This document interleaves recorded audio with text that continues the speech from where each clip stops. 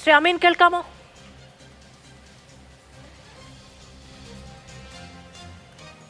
അമീൻ കേൾക്കാമോ? കേൾക്കാം. ഓക്കെ അമീൻ, ഈ നമ്മൾ 3 കാര്യങ്ങളിലാണ് ഈ ദിവസം, അതായത് നമ്മൾ ജാതീയതയെ, നമ്മൾ മതവിദ്വേഷത്തെ ഒക്കെ കവച്ചു വെച്ച് മുന്നോട്ട് പോകാൻ കഴിയുന്ന തരത്തിൽ പ്രബുദ്ധരായ സമൂഹം എന്ന നിലയ്ക്ക് അഭിമാനിക്കുന്നവരാണ് എന്നൊരു ബോധത്തിൽ നിന്നുകൊണ്ടാണ് നമ്മൾ ഇന്നൊരു വിഷയം, ഇത്തരത്തിൽ 3 വിഷയങ്ങൾ എടുത്തുകൊണ്ട് മുന്നോട്ട് പോകുന്നത്. ഇപ്പോൾ വഖഫ് നിയമവുമായി ബന്ധപ്പെട്ട് വ്യാപകമായ പ്രതിഷേധം രാജ്യത്ത് പലയിടങ്ങളിൽ നടക്കുന്നുണ്ട്. മുസ്ലിം സ്വത്വത്തിന് നേരെയുള്ള കടന്നുകയറ്റമാണ് ഭരണകൂടത്തിന്റെ ഭാഗത്തു നിന്നുണ്ടായത് എന്ന വിമർശനം ലീഗ് അടക്കമുള്ളവർ ഉന്നയിക്കുന്നുണ്ട്, സമസ്ത അടക്കമുള്ളവർ ഉന്നയിക്കുന്നുണ്ട്. കോടതികളിൽ 10-12 ഹർജികൾ ഇതുമായി ബന്ധപ്പെട്ട് നിലനിൽക്കുന്നുണ്ട്. പ്രതിഷേധം രാഷ്ട്രീയമായും പ്രതിഷേധം ആശയപരമായും നടപ്പിലാക്കാനുള്ള സ്വാതന്ത്ര്യം നൽകുന്ന രാജ്യവും ഭരണഘടനയുമാണ് നമ്മുടേത്. പക്ഷെ അവിടെയാണ് കഴിഞ്ഞ ദിവസം സോൾഡാറ്റയുടെ പ്രതിഷേധത്തിൽ സയ്യിദ് കുതുബിന്റെ പോസ്റ്റർ വെച്ച് ഒരു പ്രതിഷേധവും അതുമായി ബന്ധപ്പെട്ട മുദ്രാവാക്യങ്ങളും ഒക്കെ ഉയരുന്നത്. ഇതൊരു തരം കൂട്ടുകച്ചവടം എന്ന നിലയ്ക്കല്ലാതെ എങ്ങനെയാണ്, അതായത് മുസ്ലിം സ്വത്വത്തിന് നേരെയുള്ള കടന്നുകയറ്റം എന്ന രീതിക്ക് നടക്കുന്ന ഒരു പ്രതിഷേധത്തിൽ ഈജിപ്ത് അവരുടെ രാഷ്ട്രീയ ശരീരത്തിലേക്ക് കടന്നുകയറിയ ക്യാൻസർ എന്ന രീതിയിൽ വിശേഷിപ്പിക്കപ്പെട്ട തീവ്ര രാഷ്ട്രീയത്തിന്റെ വക്താവായി ലോകം തന്നെ കണ്ട ഒരാളെ, വിമർശിക്കപ്പെട്ട ഒരാളുടെ പോസ്റ്ററുമേന്തിയുള്ള പ്രതിഷേധം കൊണ്ട് അർത്ഥമാക്കുന്നത്, അല്ലെങ്കിൽ അത് വെച്ച് സാധൂകരിക്കാൻ ശ്രമം നടക്കുന്നത്, ഈ നിയമവ്യവസ്ഥയെ വെല്ലുവിളിക്കുന്ന ചില സമുദായാംഗങ്ങളുടെ ആവശ്യം, അതിനനുസരിച്ച് നടക്കുന്ന പ്രതിഷേധം എന്ന നിലയ്ക്ക് രാഷ്ട്രീയ ന്യായീകരണത്തിന് വഴിയൊരുക്കുന്നതാണ്. അതൊരു കൂട്ടുകച്ചവടത്തിലുള്ള ശ്രമമാണോ? മധു, ആദ്യമായി ഞാൻ മധുവിനെ അഭിനന്ദിക്കാൻ ആഗ്രഹിക്കുകയാണ്. ഇന്ന് കേരളത്തിലെ മാധ്യമങ്ങൾ പലരും പതിവായും സാധാരണ മുസ്ലിം സംഘടനകൾക്കെതിരെ മാത്രം ഉയരുന്ന രാഷ്ട്രീയ വിമർശനങ്ങളെ, അല്ലെങ്കിൽ അത്തരത്തിലുള്ള രാഷ്ട്രീയ താല്പര്യങ്ങളെ മാത്രം മുൻനിർത്തിയുള്ള ചർച്ചകൾ നടത്തുന്നതിന് പകരം കേരളത്തിൽ നിർബന്ധമായും ചർച്ച ചെയ്യപ്പെടേണ്ടുന്ന 3 പ്രശ്നങ്ങൾ, സമാനമായി വിമർശനങ്ങൾ ഉയർന്ന 3 പ്രശ്നങ്ങളെ ഒരുമിച്ചെടുത്ത് ചർച്ച ചെയ്യാൻ തീരുമാനിച്ചതിനെ ഞാൻ ആത്മാർത്ഥമായി അഭിനന്ദിക്കാൻ ആഗ്രഹിക്കുകയാണ്. അതിൽ കൃത്യമായൊരു രാഷ്ട്രീയമുണ്ട്. ഒരു മുസ്ലിം വിരുദ്ധമായ ഒരു രാഷ്ട്രീയത്തെ മാധു ഉയർത്തിപ്പിടിക്കുന്നില്ല എന്നതിനെ ഞാൻ ആ സമുദായത്തിൽ നിന്നുള്ള ഒരു അംഗം എന്ന നിലയിൽ ആത്മാർത്ഥമായി അഭിനന്ദിക്കുകയാണ്. മാധുവിൻ്റെ ചോദ്യത്തിലേക്ക് വരുന്നതിന് മുമ്പ് നേരത്തെ ഇവിടെ ഉന്നയിക്കപ്പെട്ട ഒരു കാര്യത്തിൽ മലപ്പുറം ജില്ലക്കാരൻ എന്നുള്ള നിലക്കുള്ള ഒരു അഭിപ്രായം പറഞ്ഞുകൊള്ളട്ടെ.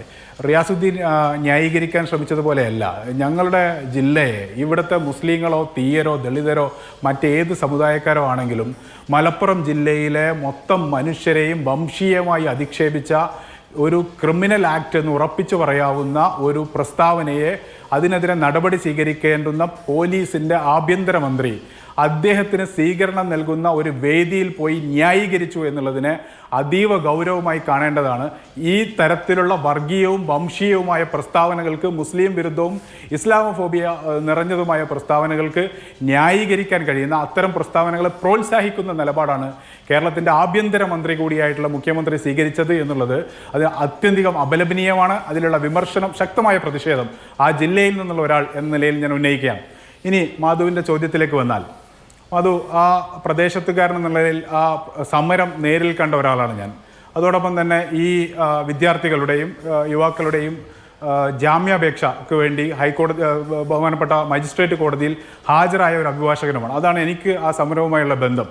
അതിൽ നിന്ന് ഞാൻ മനസ്സിലാക്കിയ ഒരു കാര്യം, മധു, ഈ ഒരു ആംഗിളിലല്ല, യഥാർത്ഥത്തിൽ ആംഗിളിൽ മാത്രമല്ല ആ വിഷയം ചർച്ച ചെയ്യപ്പെടേണ്ടതെന്ന് ഞാൻ ഗൗരവമായി മനസ്സിലാക്കും. കാരണം കേരളത്തിൽ നടന്ന ആദ്യത്തെ വഖഫ്, ഈ ഭേദഗതിക്ക് ശേഷം നടന്ന തെരുവിൽ നടന്ന ആദ്യത്തെ പ്രതിഷേധ പ്രകടനവും ഇത്രയും ശക്തമായ പ്രതിഷേധമാണ് നടന്നിട്ടുള്ളത്. അതിന് മാർച്ച് 9 ആ പ്രതിഷേധത്തിന് ആ തരത്തിലുള്ള ഒരു രാഷ്ട്രീയ പ്രാധാന്യമുണ്ട് എന്ന് ഞാൻ മനസ്സിലാക്കുന്നു.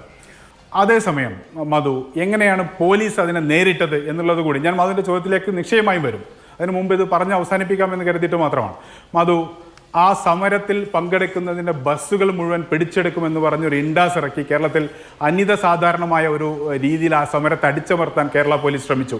ഞാൻ നേരത്തെ സൂചിപ്പിച്ചല്ലോ, വെള്ളാപ്പള്ളി നടേശനെതിരായ ആ 1/2 ഡസനിലധികം പ്രശ്നമുണ്ട്. അങ്ങനെ ഭരണകൂടത്തിന്റെ ഭാഗത്തുനിന്ന് ഒരു എക്സസ് ഉണ്ടായെന്ന് നിങ്ങൾ ആരോപിക്കുന്നുണ്ട് എങ്കിൽ നിങ്ങൾ ആ സമരത്തിന്റെ രാഷ്ട്രീയത്തെ, അല്ലെങ്കിൽ സമരത്തിന്റെ ഉദ്ദേശത്തെ നിങ്ങൾ തന്നെ ഒറ്റുകൊടുത്തു, അല്ലെങ്കിൽ നിങ്ങൾ തന്നെ അതിനെ റദ്ദ് ചെയ്തു. ശേഷം നിങ്ങൾക്ക് എങ്ങനെയാണ് ഭരണകൂടത്തെ വിമർശിക്കാൻ കഴിയുന്നത്? ഞാനതിനെ നിങ്ങൾ എന്നുള്ളതിലും അതിൻ്റെ വിമർശനം ഒരു ചോദ്യമായി മനസ്സിലാക്കിയാണ്. എനിക്കതിൽ പ്രത്യേകിച്ച് യാതൊരു പങ്കുമില്ല. അതേസമയം ഞാൻ പറഞ്ഞ പോയിന്റ് ഞാൻ പറഞ്ഞ് അവസാനിപ്പിക്കാം. ഒരുപക്ഷെ നമ്മൾ രണ്ട് അഭിപ്രായക്കാരായിരിക്കും. അതിനും അതിൻ്റെ അഭിപ്രായം ഉണ്ടാകും, എനിക്ക് എൻ്റെ അഭിപ്രായം. ഞാൻ പറഞ്ഞതിന് ശേഷം അതിന് വിമർശനം ഉണ്ടെങ്കിലും അതിന് ഉന്നയിക്കാം. ഞാൻ പറഞ്ഞ ഇത്ര മാത്രമാണ്. അതായത് ആ സമരത്തെ വളഞ്ഞിട്ട് ആക്രമിച്ച് ഗ്രനേഡ് അടക്കം പ്രയോഗിച്ചതിന് ശേഷം പോലീസുകാരെ മർദ്ദിച്ചു എന്ന പേരിൽ കേസ് രജിസ്റ്റർ ചെയ്ത് കോടതിയിൽ ഹാജരാക്കി.